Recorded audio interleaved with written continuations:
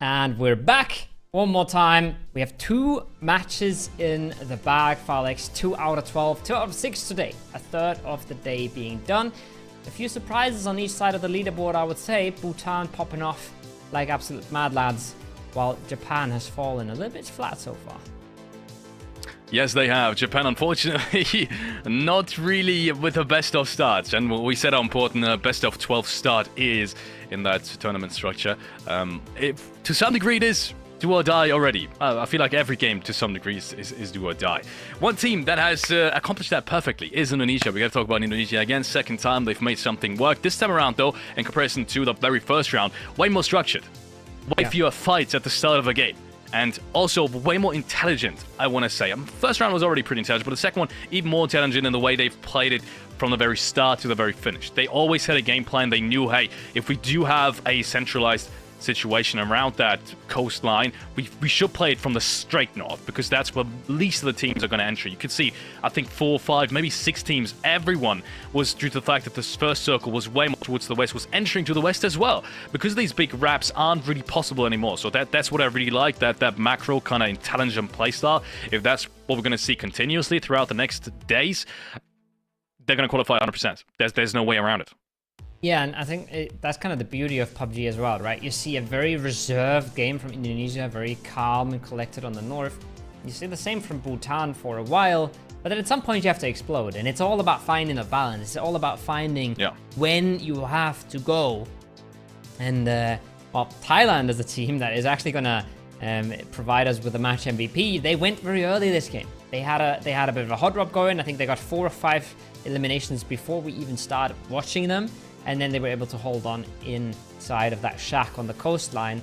But I think even though they provide us the MVP for this game, it's not going to matter as much as the performances we've seen of some of the teams like Bangladesh, Bhutan, Indonesia, who get into the late game aside from also getting these kills. Yeah, couldn't agree more. This is one of the harder names, I want to say. This is one of the harder names. His gaming tag is definitely, I want to say, almost the hardest in the entire lobby that we have. 2 at 3 all. Let's take a look at the player statistics. 5 eliminations for him, 1,000 damage. That's the threshold that very few players ever get, even in a best of 12. So 1,000 damage really goes to show you he was farming. He was farming. Obviously, the truth of the fact that more players can be shot at in a 10-team lobby like yesterday, that wouldn't have been possible, but in an 18-team lobby, it very well can be, depending on the position you have. I think some of these Vietnam players in the last game maybe had similar statistics to that as well.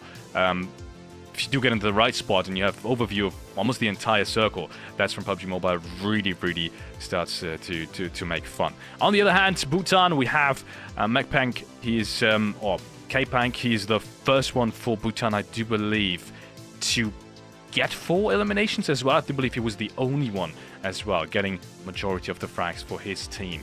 Very good stuff. You can see survival time, obviously the big difference. Thailand not really making their way in through that western side, and it wasn't really possible either. I think that zone just really worked against them. So I'm excited to see of the first good game and the second good game, what else they can pull off today. Absolutely. They go for a position that gives them a circle center in phase 3 or so, but the circles don't shift your way. It's very hard to hold on. 10 eliminations still. It's got to be a good bunch of kills, and like we said, they got, I think, 5 of them in the hot drop, so even more than just the whole team Japan. They were able to eliminate very early, and then they were just continuously clawing points away from that shack line, and I think even getting into placement points. So a bit under the radar because it was such a scrappy, trying to stay alive playstyle for Thailand. But getting a whole bunch of kills here and a whole bunch of points to boot, it's going to be a nice little boost for them. And especially, like I said before, right, I feel like kills kind of give you the confidence. It just makes you realize, hey, we can take these guys out, no problem at all. I'm winning my gunfights, I'm taking my 1v1s, and I'm coming out ahead. So that's something that they should be able to carry on for the rest of the games here. Yeah, 100%. So excited now. With so many teams that we have to watch out for now as we head into the post-match to summaries. 374 nights. I was confused. I want to say confused after we saw not even 90 in the first match. Yeah. This time around, it is completely different. As I said, 130 was the average throughout these 6 games yesterday with a 10-team lobby. This round it's 374, and deservingly so. These teams should have their focus on smokes and nades. Isolating fights is going to be way harder with so many teams around you. Smokes and nades are the perfect way to counter that. 100%. It's the way of the game, and it shows you that a lot of these teams had time to fight, right? I think that's one of the reasons on Sanhok that we didn't see all that much util is some of these fights were so quick, so fast. Some of them were hot drops, some of them were just over in a heartbeat, and you don't even have time to get your utility out, so they were able to do that on ERANGEL. And I think a good rule of thumb is if you die with util in your arsenal, then you've messed up, right? You've not used all the tools at your disposal, and teams were using a lot of tools this game. Over 300 just in those 2 categories is a whole lot, and much more what we would expect from an 18-team lobby, I think. Yeah, 100%. I think that's a good kind of rule to have, and as we said, especially in this kind of lobby, it's going to be even more important. Let's see who's going to take the next game. It is once again ERANGEL, ladies and gentlemen, as we do head into match 3. It is almost half-time here in this 18-team lobby. Once again, it is Group B. Top 3 will go towards Riyadh at the World Esports Championship from IESF later this year. So these 3 spots are the ones everyone has been aiming for. So far, it is Indonesia, Malaysia, and Bhutan as well. They have kind of stood out the most. So let's see if that's going to change in match number 3. Another harsh plane as well, very far off to the east. Barely touches the middle of the map above Severny there. Gonna make it tricky for teams to reach their loot spots once again. I'm already seeing Thailand in the military area with 2 more teams right around them. I believe that is Cambodia. And Sri Lanka on the military power area. Very, very close together, very close knit. Going to be a bit of a struggle going on over there. And then we will see what happens on the rest of the map. Good circle. I think these circles so far have been very fair. If we take a look at the playing path and its relation to it, we're asking ourselves, do we see another hot job? Yes, we do. Ladies and gentlemen, and it is Sri Lanka against, is that Cambodia in the distance? Yes. I think it is. Our teams landing very close to each other. Is one of the Cambodian players at the Wizard Tower outside of Milta? Is that actually where he's looting? Because then I'm not so sure if they really will have the advantage. Just experience-wise, they easily should. Yeah, he was actually at the Wizard Tower, so he probably dodged the hard job as soon as he saw Sri Lanka dropping down.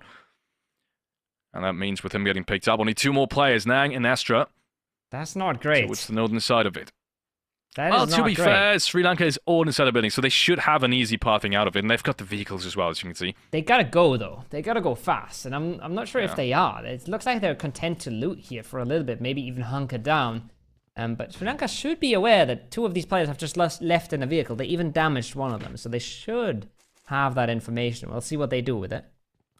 And as I say that, we had a very quick look at Japan, who once again seem to be in early struggles. One of them dropping down to very low HP. Yeah, that's just for any Japan fan out there. Yep, that's me. That's just not a good message that you want to receive. As you can see, first team's already centering up as well. I do believe Indonesia is one of them, but it is hard to judge with all these new names now in this lobby. But yeah, Sri Lanka, I think, not going to have a problem continuing to loot Milta. I don't think there's going to be a fight. I think you can see Cambodia already rotating off into the distance. Question is, where do you go from here? Because there's definitely not enough loot. You had another team towards small military power, so not even that is a position that you could potentially loot. So right now, they should be pretty bare bone in terms of equipment. There needs to be another position they can drive to, and I do see that they're driving further towards the north, straight into another team. So we might see Cambodia back in action very soon. Yeah, it's not great when you have such little equipment from your original loot spots, and you also have very little information about what's going on around you. They have gotten all of their players out of that predicament, but what they will be able to gather in the further stages of this match is still up for debate. Brunei, I'm not sure if they're aware that Cambodia is coming their way. You certainly wouldn't expect it, right? You certainly wouldn't expect the team to just be driving up from Milta Power so early on. So might catch them a little bit off guard, but if you're Cambodia, you're kind of just trying to get a little bit more loot for yourself, get a little bit more equipment going, as you still have a lot of time in this phase 1 circle. And I'm stuck wondering if Sri Lanka has any vehicles left on that military power area now. Yeah, they might not have. They might not have. And I think even towards the prison area, there shouldn't be anything left. Even towards military, there shouldn't be anything left. So they might be stuck to rotate on foot. Maybe there's someone towards lumber mill. I think there's one specific car spawn towards lumber mill that they could potentially take. But that's about it. Yeah, I think everything else has been taken. You can see Cambodia has already made their way towards the circle center as well. Still have around 10 other teams. And with them still jumping around, not so sure where the rest of the players are. I think they're still worried someone is there. Yeah, you can tell. Sri Lanka's still worried someone is there. They just haven't got the notion that everyone else has rotated off. And Cambodia isn't even outside of the compound either. That's rough. That's rough. It was looking like they might be able to punish the remainder of Cambodia, the last 2 players sticking around in that military power area. They weren't able to do so, and now they're kind of on the back foot. Now they are in a bit of a predicament themselves. Pakistan coming over from the military base. This time a little bit more peaceful, as they have no Cambodian neighbors to be squaring off against. Will be able to get themselves a good bunch of loot, and you can see that in the UI at the bottom. Level 3 vest, lots of util, all the loadouts you could want. Is a very, very good start for their game. And here's the team who started this match off with the only elimination so far. It's Malaysia. Kluk has gotten himself one. Yeah, that's a good start again. It's what they need. They need to get back on track. If they want to keep that 1 spot, I don't think they're going to be in the 1 spot after Indonesia's strong round in the match number 2.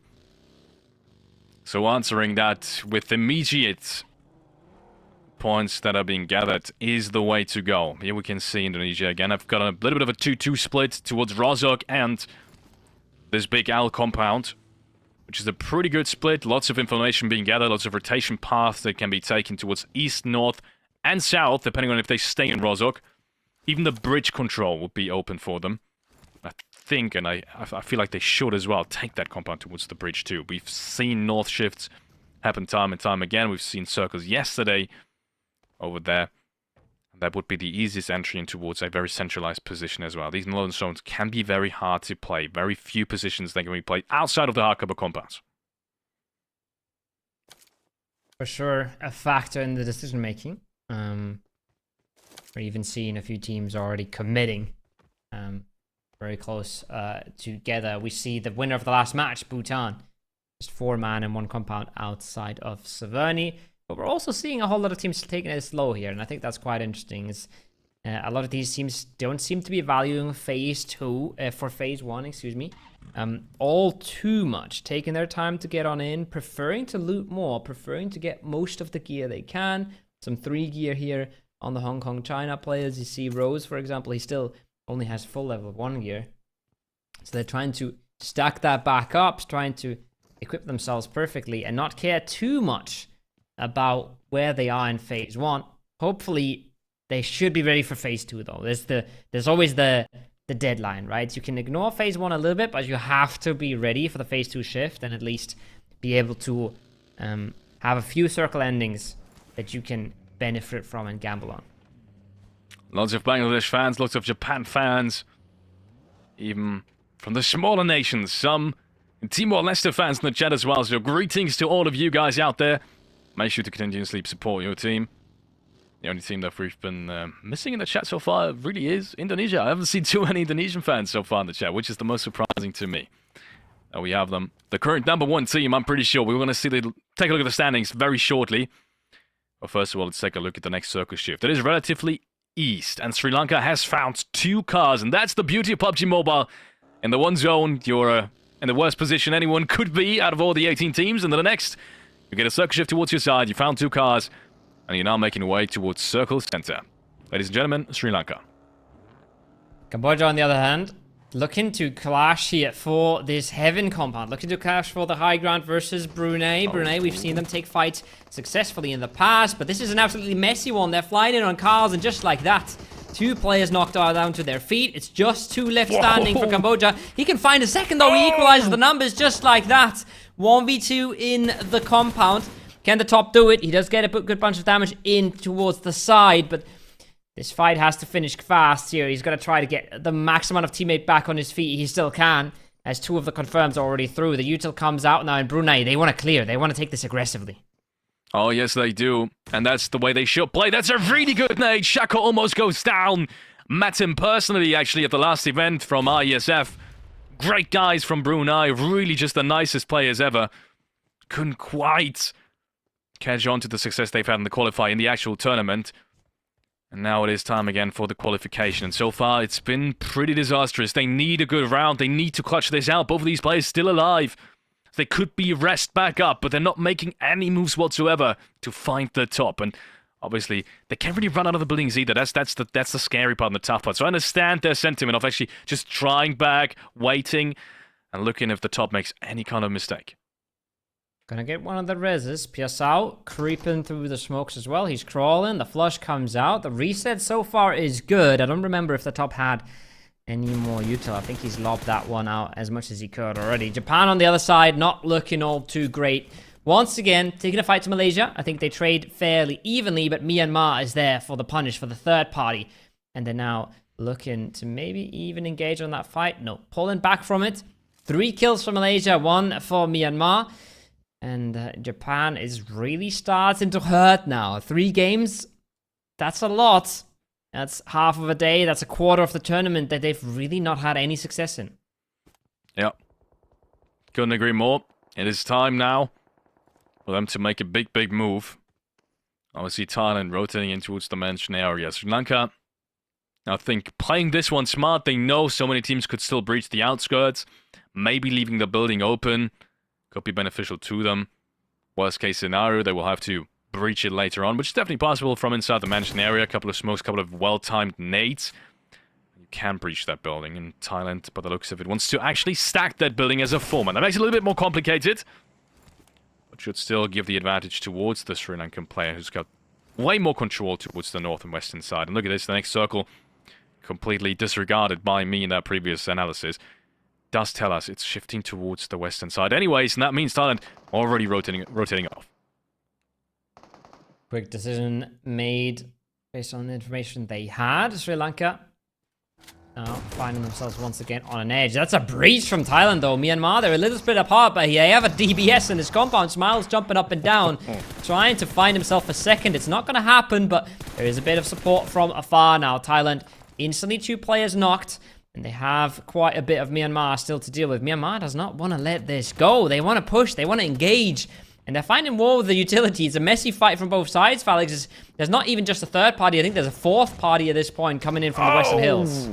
Yes, I think it's Vietnam in the distance, but look at this. It's a 2v1, and Myanmar makes it work anyways. Manit, I think, and Ichi clearing out this compound. Good nade to start things off, and then Marcy with a shotgun. I remember the M4, it was too fast to actually take a look again at the kill feed to clear things out. But that compound, once again, is falling into the hands of Myanmar. Really good stuff. You can see in the distance, more teams trying to party this, and this is such a good breach. They know they've got the knock. Malaysia's closing down on this compound. They want to clear it again. They want to get these last 2 kill points on the board, and that's what you need. Grab the kill points that you can, and grab the ones they can grab relatively safely, and that is such a fight. It is a 1v1 that it comes down to, but not a problem for Jimmy. He's gonna pick it up, and Malaysia with 2 more frags on the board. Also, 1 less team all around them.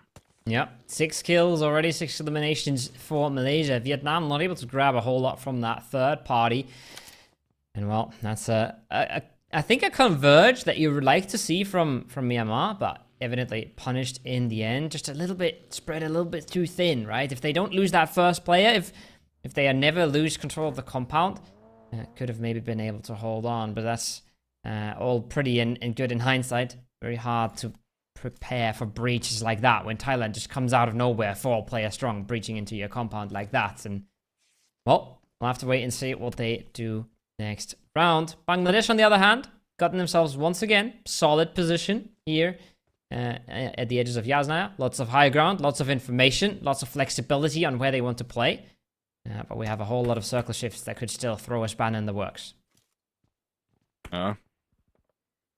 Next circle shift, it's going to decide a lot, to be honest. It's going to decide yeah, it's going to decide whether or not the majority of the teams have to move. If it does go relatively centralized, then I think not much surprising is going to happen. But if it does show as a hard shift, then it's going to be disastrous for 90% of the teams. Especially if it goes south. Everyone is going to have to fight, and there's only one team closing down other positions. No, it's the usual ending. We know this one. It tends to shift towards the fields. We've seen it yesterday as well, time and time again. I think at this point, majority of the teams knew and kind of prepared for this as well. Also a good shift for Malaysia. Only one other team towards the deep southern side, and I think that's Vietnam. That's really kind of in between them and Circle Center. For the rest of the teams, though, especially the ones moving out of Yasnaya, it's disastrous. They need to fight their way in, and so does Brunei. Next one for Brunei. It's another breach coming out. It's another DBS. They're stuck on the stairs. It's not looking good. One knock comes out, but the trade on the other side has gone wrong. Piasao comes up the stairs with his AK in hand, and it's just not clean for Brunei. It's not clean for either side. Now there's a nade coming in. The nade is the clear. But they've already lost 2 members on this, Felix. Yes, but still, that's a good nade. Newbies making the best out of this really, really tough scenario against...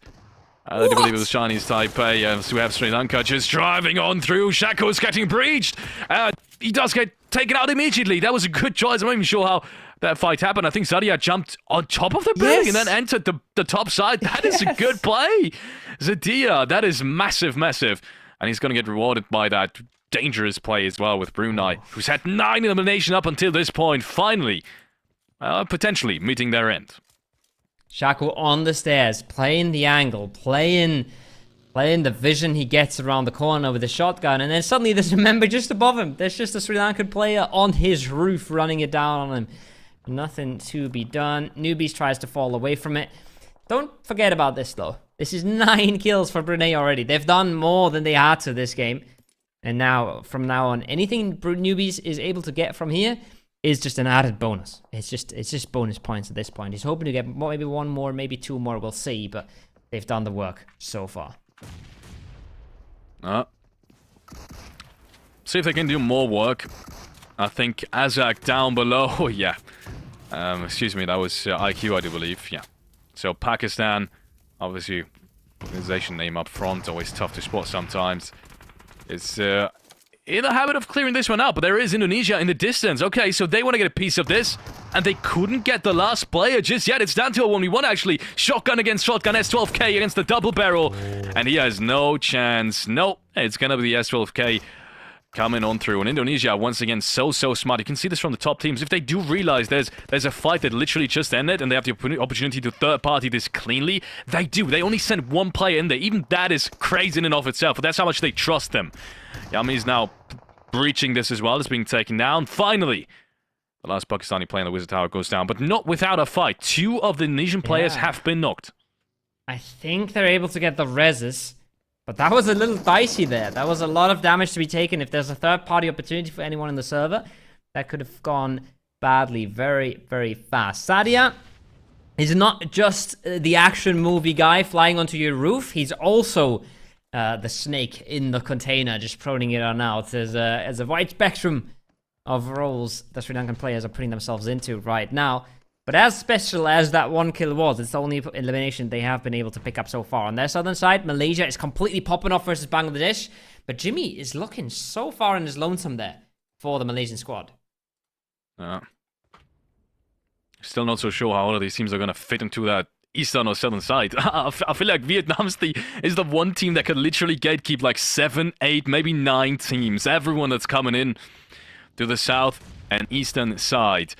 And the fights are starting now. 20 seconds until the zone really starts to move. First team is driving on through. He can't hit the spray. Jimmy might be in trouble. No, he does get the return, though. But he might just run out of ammo. 2 more Bangladesh players breaching him. And the third one as well. Just drives him over. And no support is anywhere to be found. The rest of the players are very far away. And unfortunately, they will win this. But they will lose a player in the process. This is a wide split for Malaysia, and they get punished a little bit. They might be able to get away with the win here, but what is that spray? That's a nasty one. Tonight is trying to make it all work for his squad here. He's trying to pull it off. Close range. The DBS is coming out, and he's juking, he's dancing and diving. No! It's not enough. Malaysia clean it up in the end, but they have lost members in the process. I don't think they're getting that 4th res.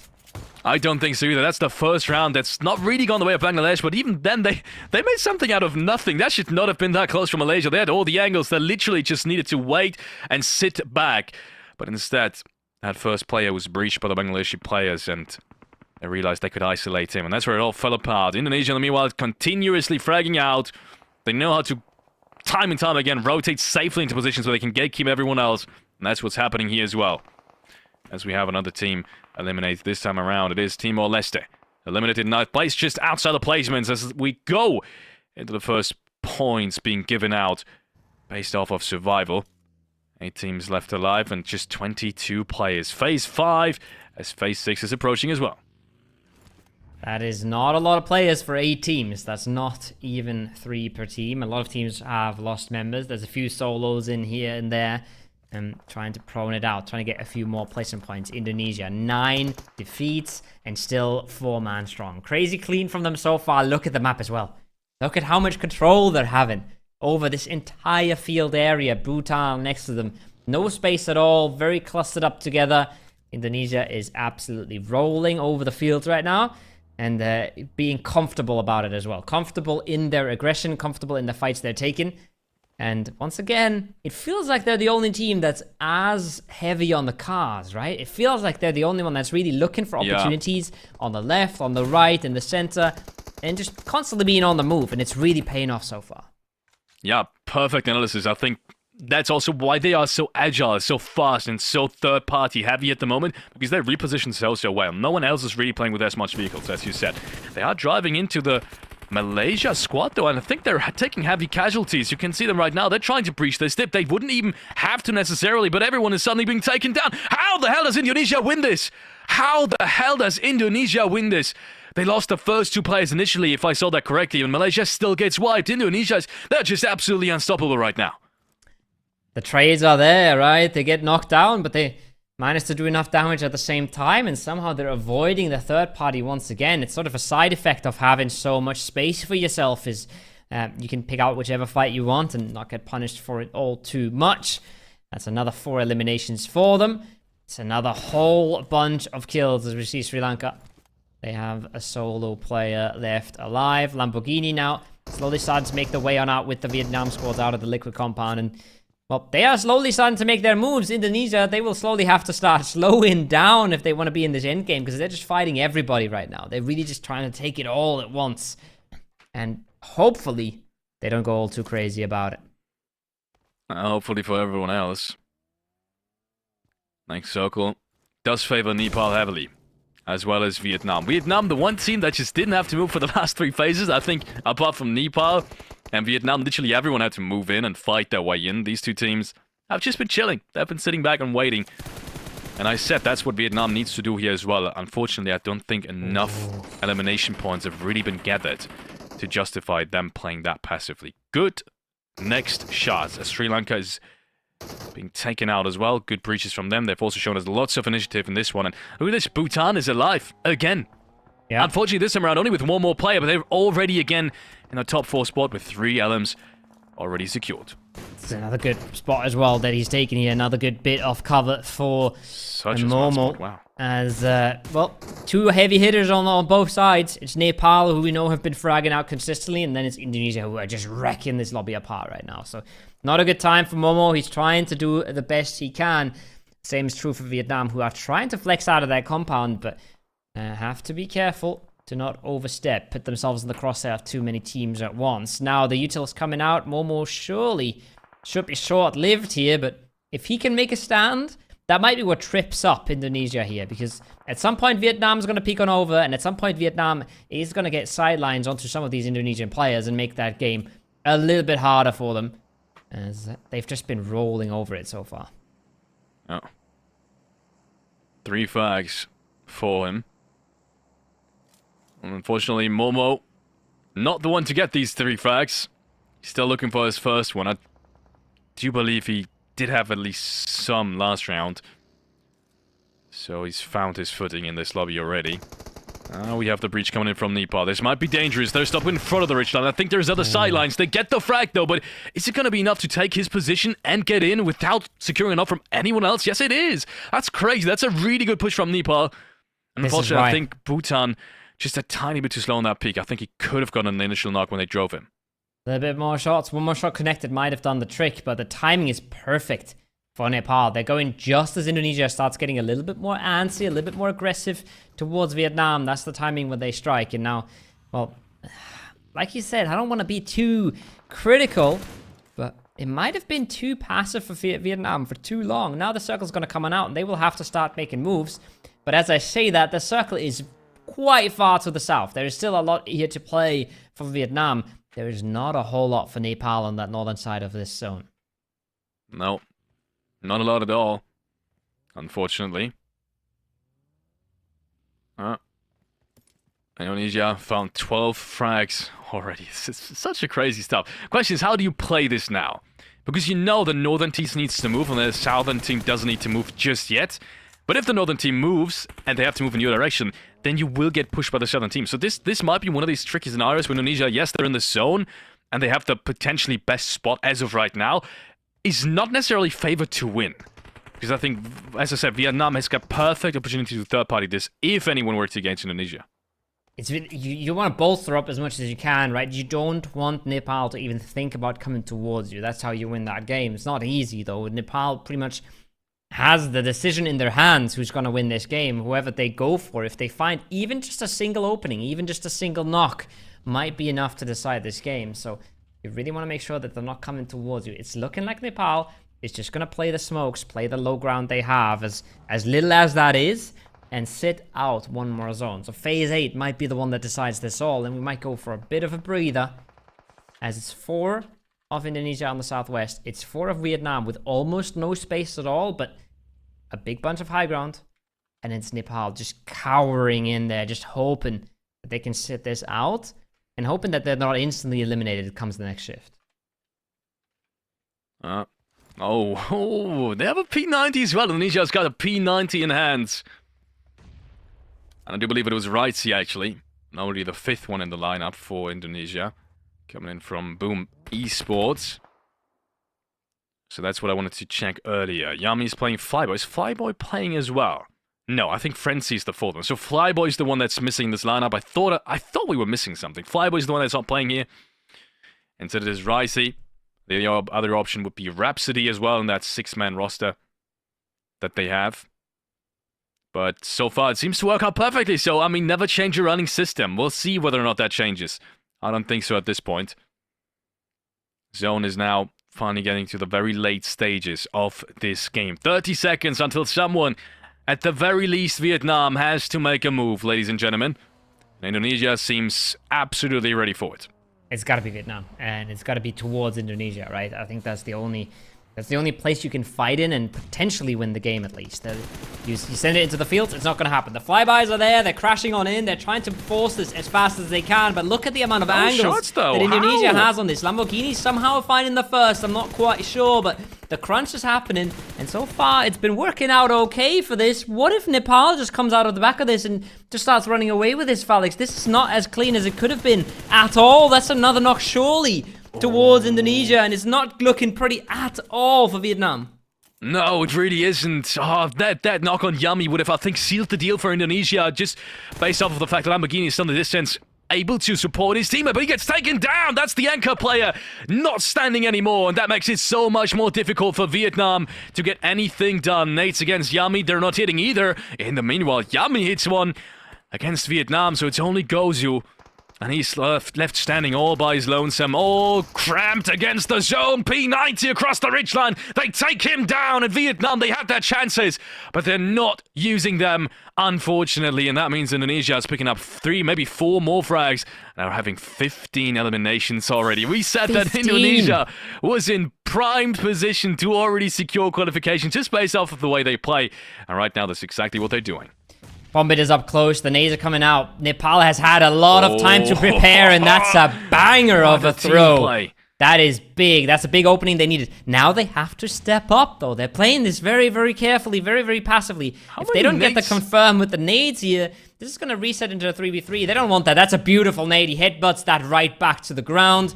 It's a re-knock instantly, and the util is doing beautiful work for them here, Felix. Oh my god. This is not looking possible. The nades are so good right now. Pombit basically flushed out already. And if Razy doesn't find the big one on the side here, this should be over. Look at this. They barely have to use their guns. They're just cleaning it up. One shot with the DBS. And now it's up to a 1v3. Can Razy do it? He finds one.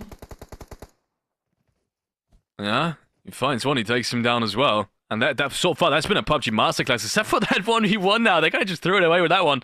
Otherwise, I would have shown that to my grandkids on how to play PUBG Mobile. But good. No, he's got a chance again. Razy. A little bit of utility towards height. Dami, they know where he is, apparently. There is one more play, and that's a Jai. He's been one of the biggest fraggers so far for Nepal. Not to be underestimated. Bluzo, slowly but surely driving, and he's got a nade on his own as well. If that one hits well, it's a good timing, but only around 20 damage is being dealt. And slowly but surely he has to move. He's getting more shots off. Height is now pushing this one. He's got the P90 against the DBS, and it's not a chance in hell that he's winning this one. Nepals take their chances and win match number 3, and deservingly so. Wow.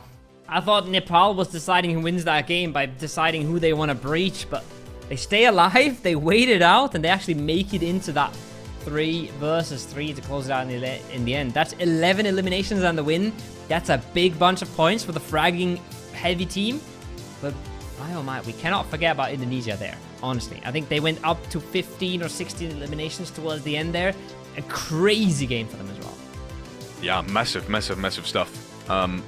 Congrats to Nepal, first of all, 11 eliminations, 21 points. We're going to take a look at the overall standings very shortly to get a look at where they're standing now. Because Nepal, they didn't have the best of first 2 games, but they were somewhere in the middle of it. So I think they're going to be in reach of the top 3 qualification spots as well, at least with this one. Started off with Myanmar and some really great breaches until Vietnam, I do believe it was, came and kind of cleared out their south side later on. You can see they were already third-partying at this point. But good proactive decisions as well from Myanmar and Malaysia. Both of these teams really active so far. I'm really liking what we're seeing so far. It just goes to show how tricky PUBG is, right? And how hard it is to be consistent. You have Brunei doing almost everything right, but you overstep a tiny bit as a solo, you get cleared out, you get naded, and you lose 2 players in a fight that maybe could have won you the rest of the game. That breach from Sri Lanka was absolutely mental, right? Flying onto the roof, clearing it out from the top side. But yeah, the game's incredibly hard. It's incredibly hard to keep taking these fights and keep getting away with it. And Indonesia is just doing it the whole game here. Third party after third party, pull-up after pull-up. And all until the very end, they stayed incredibly clear. But even then, they still got almost out clean of a 4v4 fight, right? Where they had no business doing anything. They still managed to win that fight. And if it wasn't for the great util coming out of Nepal, they would have put themselves in a winning position once again. So mental stuff from Indonesia this game, honestly. Yeah, that breach originally, to even get into that dip itself, I think it was a 4-on-3 breach, and they didn't lose a single player. Not even close. I thought, how the hell is this happening? Malaysia is completely ready for it. They hear it coming. They've got good positions to defend this. But just like Vietnam did as well, sometimes there's just nothing you can do. Sometimes the sidelines are just better from the opposing team, and that's what we saw. So Indonesia, I mean, playing clean, playing absolutely clean. We got to highlight them time and time again. And we saw that after the first game initially already. The way they took the fights, the way they rotated, the way they played it with shots that shifted completely against them. And we said if they continue playing as smart as they did then, they're going to qualify. And look what happened. The next 2 games, they show us that exact play style again. And it works out perfectly. So man, I don't know how to stop this team. I don't want to keep just yapping on about Indonesia for the whole rest of the broadcast, but so far, they've been the only one that's really consistent out there, right? They've been consistent throughout all 3 matches and at a very high standard. I think Nepal has really shown a whole lot of promise in team fights, especially. How they take those, how they manage to structure the team fights to play off each other. We saw the util there was absolutely fantastic again. But so far, the big consistent name has been Indonesia, and they've really been popping off. And then every game, every now and then, you have these breakouts. We have a Brunei who gets 9 eliminations this game, right? You have a Bhutan who plays a fantastic game too. but the consistency is on the side of Indonesia right now, and it's been stunning so far. Nothing short of amazing, ladies and gentlemen. We will be heading into a couple of statistics very shortly. I'm so excited to see the overall leaderboard now. I want to see how big the difference already is from the top 3 towards the rest of them, or rather from the top 1 towards the rest of them. I want to see how far Indonesia is from not qualifying at this point, and that's only with 3 games played out of 6 today and 12 in total. So they're absolutely using the chances. We said that's one of the most important things. When thinking about the qualification for Riyadh later this year for the IESF World Esports Championship. Let's take a look at some of these match standings, and these are the one from last game, or we can go over them quickly again. Bhutan, 18 points, Vietnam and Indonesia, I think the 3 teams that we need to highlight. Vietnam with another great game again, this time around with a much easier round than the last one. Yeah, good positioning early game, bit of a tricky fight in the late game, but I think they did what they could. I'd say I don't want to be too critical, but that was a winnable fight. I feel like versus Indonesia, right? They were down to get in that first entry, and then maybe slightly more clean on the spray, maybe one bit of util that lands a little bit better. Maybe their anchor player not going down, and they would have had a good third game as well. But yeah, Vietnam, I think it's fair to say, maybe second most consistent team. I've talked so much about Indonesia, but I think Vietnam as well. We saw really good match 2 from them, solid match 3 from them. And then some of the teams that pop off every now and then aren't managing to pull it off every single game. Like, for example, Malaysia, right? They've really had their ups and downs. And then, well, I don't want to just talk about Japan again. So I'm going to talk about Timor-Leste, who have had a fantastic game 1, but haven't really shown up since. Yeah. Unfortunately, Timor-Leste couldn't really catch up with the success they've had in the first match. But yeah, who's to say that's not going to happen in the next remaining 3 matches? We have more ERANGEL coming up, and then especially more Miramar, and that's the part that I'm most interested about. First time, as we saw from the ERANGEL games as well, is always the most important round, because you have to kind of check for your each individual hot jobs and kind of get a feel for the lobby. Let's take a look at these overall standings. After match number 2, 24 points for Indonesia, 22 points for Malaysia. Bhutan with 19 points, right behind them based off of just that single one good round. That's how close it still is. And then the rest of the teams, at the moment, for the time being, at least after match 2, that has changed already. Outside of the qualification spot is Nepal, Bangladesh, Vietnam, Thailand. Timor-Leste actually in 8th place only. Yeah. And then Myanmar and Brunei, who should both have a little bit more points now with the games they've played. Fun fact, Indonesia has gotten 2nd place in every single match so far. Oh, wow. They're going to be on 18 placement points after 3 games, and they have actually managed to get 2nd place every single time. So far, not closing out a chicken dinner just yet, but they are as consistent as it gets. And yeah, like we said, a few teams at the bottom there not really pulling a whole lot together just yet. I don't think any of them have really shined throughout game 3 either, so the bottom is falling away a little bit, and that's sort of what we touched on before the game started, right? Is you can have some bad games. You can't have a bad day. You can't have a bad day when you're only playing 2 days. You're looking for a top 3. Everybody that was at the top half of the scoreboard and maybe you got some points in match 3, they're absolutely in it. They're absolutely rolling and fighting for the top 3. If you're deep down in the bottom 8 here after 3 matches, it's not looking great, and something major has to change. Otherwise, it's going to look dire. We're going to talk about some of these teams after a very short break. Ladies and gentlemen, stay tuned for the next 3 matches.